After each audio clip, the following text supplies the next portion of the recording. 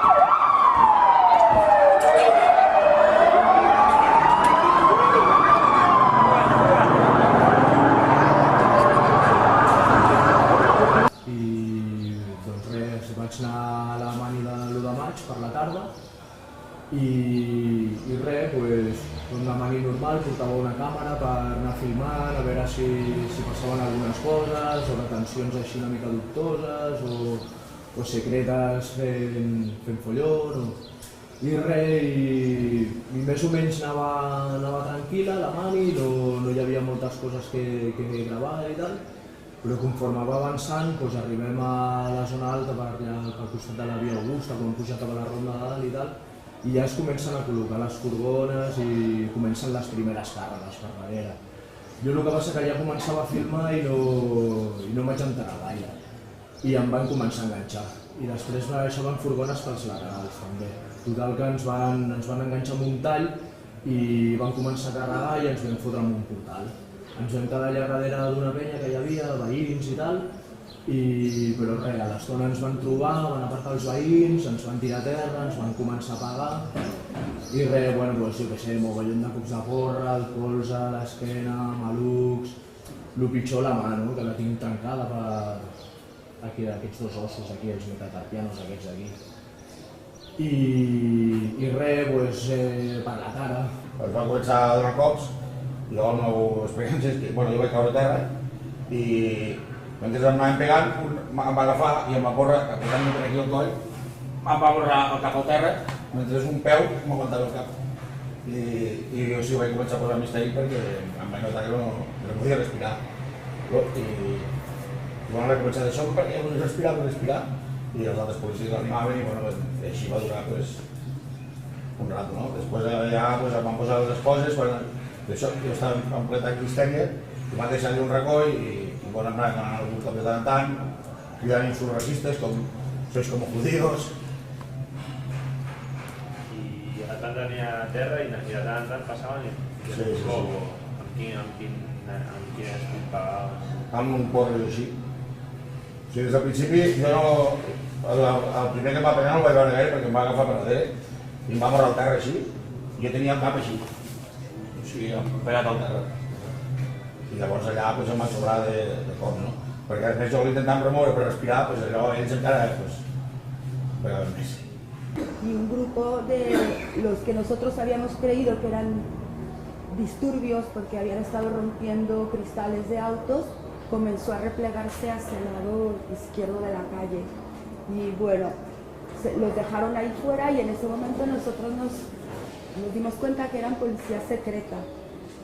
Y bueno, en el momento en que la gente replegó a estos personajes de la parte izquierda, una furgoneta de Mossos d'Esquadra avanzó hacia la gente y había un chico que había caído detrás de un contenedor.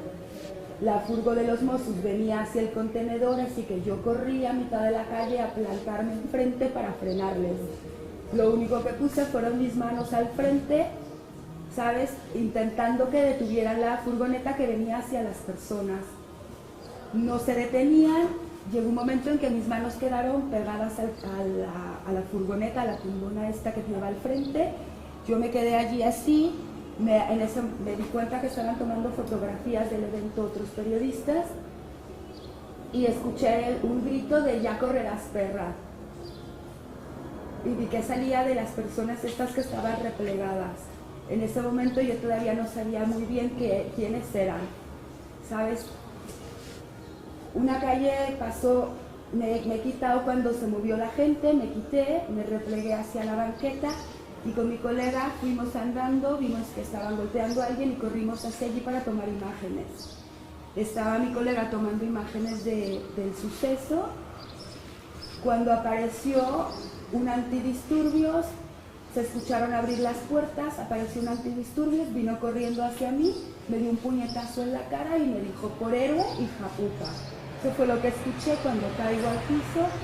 Estoy gritando que soy periodista, que soy extranjera, que estoy haciendo solo mi trabajo, que qué es lo que está ocurriendo, y me comienzan a patear, me golpearon, llegó una mujer mozo, me pilló de la parte de atrás, eran más golpes y me decía, sí vale, ya te vale que vas a ser periodista con esas pintas, pero vas a ver la que te comes.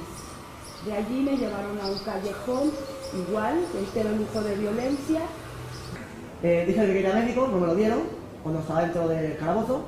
Al salir tampoco tenía médico y nada, salí y fui al médico a hacerme los partes médicos de la espalda, del brazo, o sea, del hombro, del ojo, de la rodilla y de la espinilla. Pues són de l'estat pel càrrec, no... Però més que els cops, que també fan mal, així que el que va fer tot aquest sortir aquí de cara és de morrar amb el càrrec. I a mi més que el pànic de no poder respirar, no? Jo deixo respirar i no sé si sabe més, perquè jo puc aguantar o no, no? Jo vaig tenir realment poc, de veritat. I després també, pues, he vist que el part pues, hi posa que portava un cartutxo explosiu i si mentida jo no portava aquest cartutxo explosiu. Pues si això hauria de posar els secretes aquests o no sé. A part de que l'acusació és falsa, això també. Però o sigui, venen proves que són falses.